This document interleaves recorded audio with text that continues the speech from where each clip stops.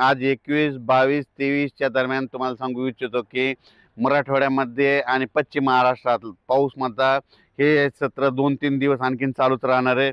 दररोज वेगवेगळ्या भागात पडणार आहे, पण मराठवाड्यामध्ये सगळ्या जिल्ह्यामध्ये दररोज वेगवेगळ्या ठिकाणी पाऊसमध्ये या 4 दिवस पडणार आहे, म्हणून हा अंदाज लक्षात घ्यायचा.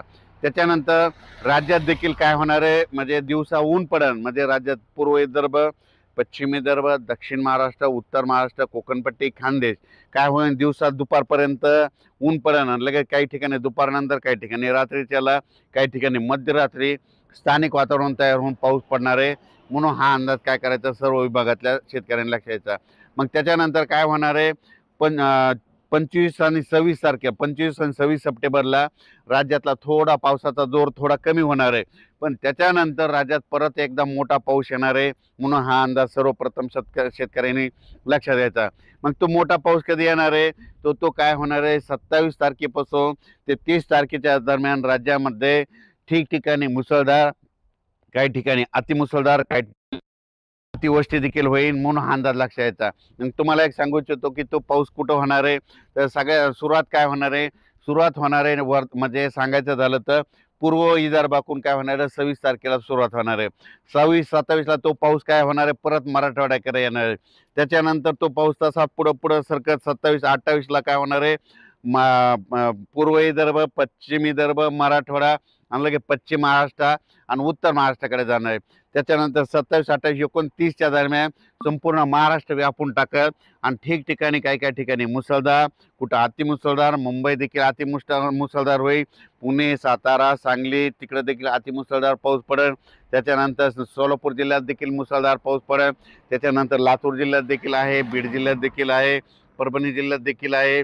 त्याच्यानंतर जालना, नांदेड, संभाजीनगर, म्हणजे सांगायचं झालं तर जिल्ह्यामध्ये 2-4 खूप ठिकाणी जोराचा पाऊस, कुठं अतिमुसळधार, कुठं रिमझिम असा पाऊस पडणार आहे. म्हणून हा अंदाज लक्षात घ्यायचा. सांगायचं झालं तर 27 ते 30 तारखेपर्यंत चांगला पाऊस पडणार आहे. 1 तारखेला परत राज्यात काय होईल, अशी चांगलं धुई येईल, म्हणजे ऊन पडायला आणि परत धुई येणार आहे. काही जण धुई म्हणतात, काही जण धुके म्हणतात, धुराळे येईल. म्हणून हे लक्षात घ्यायचं. म्हणून हे अंदाज सगळ्या शेतकऱ्यांनी लक्षात घ्यायचा. सांगायचं झालं तर म्हणजे 26 तारखेपासून 26 तारखेच्या रात्रीपासून म्हणजे सुरुवात इकडून म्हणजे पूर्व इकडून होणार आहे आणि त्याच्यानंतर 27ला तो पाऊस मराठवाड्याकडे येणार आहे आणि 28ला मग आणखीन बऱ्याच भागाकडे जाणार आहे. म्हणून सर्व शेतकऱ्यांनी काय करायचं, जशी शेतीची वेळ भेटेल तशी कामे करायची आणि सोयाबीन काढायला आला असेल तर तुम्हाला 30 तारखेच्या नंतर मग पाऊस उघडणार आहे. 30 तारखेच्या नंतर 2-4 दिवस पुन्हा परत काय होणार आहे, म्हणजे हवामान कोरडं राहील 30 तारखेपासून. म्हणून ही एक अंदाज लक्षात घ्यायचा.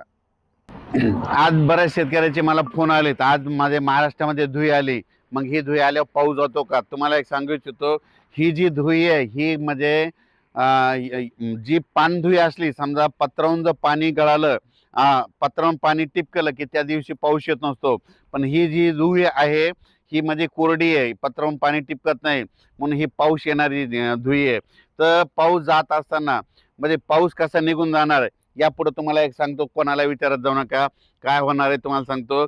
1 ऑक्टोबर ते 10 ऑक्टोबर दरम्यान, 1 ऑक्टोबर ते 10 दरम्यान एक धुई येईल बघा.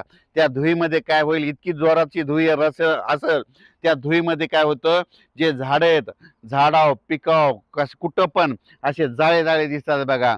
मग ती जाळे धुई आली की तुम्ही म्हणायचं कंप्लीट 12 दिवसांना आता पाऊस निघून जाण्याच्या तयारीत आहे. म्हणून हे अंदाज तुम्हाला धुई देणार आहे.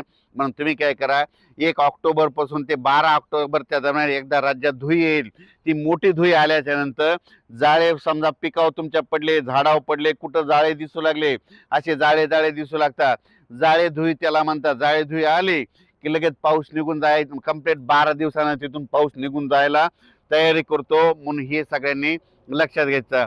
आणि हे आज जी धुई आली ती कोरडी धुई आहे, म्हणजे पानधुई नाही.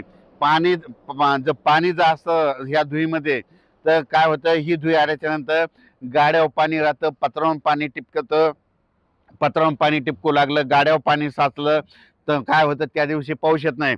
पण ही कोरडी धुई म्हणल्यावर, कोरडी धुई म्हणलं की पाऊस येतो. म्हणून हे एक सगळ्यांना निसर्गाचं एक कारण लक्षात यायचं. राज्यात आता ना 1 ऑक्टोबर ते 10 ऑक्टोबरच्या दरम्यान एक जाळी धुई येईल आणि जाळी धुई आले की कंप्लीट तिथून 12 दिवसाला पाऊस निघून जातो. म्हणून हे एक सगळ्यांनी लक्षात घ्यायचं. पण राज्यात मात्र 26 तारखेपासून ते 29 तारखेपर्यंत ठिकठिकाणी जोराचा पाऊस पडणार आहे.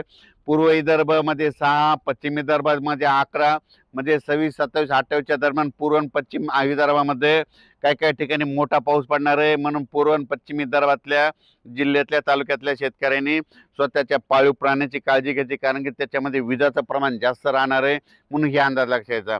त्याच्यानंतर मराठवाड्यातल्या सगळ्या जिल्ह्यातल्या तालुक्यातल्या गावातल्या शेतकऱ्यांनी म्हणजे 27 तारखेपासून ते 29 तारखेपर्यंत जोराचा, कुठं रिमझिम, कुठं मोठा, कुठं अति मुसळधार पडणार आहे. म्हणून मराठवाड्यातल्या सगळ्या जिल्ह्यातल्या शेतकऱ्यांनी हा अंदाज लक्षात घ्यायचा. पश्चिम महाराष्ट्रात देखील जरा जास्त पाऊस पडणार आहे, म्हणून पश्चिम महाराष्ट्रातल्या शेतकऱ्यांनी 27 पासून 30 तारखेपर्यंत आपण आपल्या पाळीव प्राण्याची काळजी घ्या, कारण की विजाचं प्रमाण जास्त आहे. काही ठिकाणी आपली जनावरे नदीच्या काठी बांधू नका, कारण की एखाद्या पाऊस जास्त असल्यामुळं पूर येण्याची शक्यता आहे, म्हणून हे लक्षात घ्यायचं. उत्तर महाराष्ट्रातल्या शेतकऱ्यांनी देखील काय करायचं, नंदुरबार, धुळे, जळगाव, नाशिक, इगतपुरी त्यांना सांगू इच्छितो की तुम्ही देखील काय करायचं, म्हणजे तुमच्याकडं 28, 29, 30च्या दरम्यान जोराचा पाऊस पडणार आहे, म्हणून तुम्ही देखील आपल्या पाळीव प्राण्यांची काळजी घ्यायची, कारण की याच्यामध्ये विजाचं प्रमाण जास्त राहणार आहे, वारं देखील असं, म्हणून तुम्ही तुमच्या काळजी घ्यावे, म्हणून हे लक्षात घ्यायचं. मुंबईकरांना देखील सांगू इच्छितो, मुंबईकरांना 28, 29, 30च्या दरम्यान मुंबईकडे देखील काही ठिकाणी अतिवृष्टी होणार आहे, म्हणून सखोल भागामध्ये पाणी देखील साचलं. टीव्हीला बातम्या देखील येतात मुंबईला पाणी साचलं, म्हणून मुंबईकरांनी देखील ही दक्षता म्हणून हा अंदाज लक्षात घ्यायचा.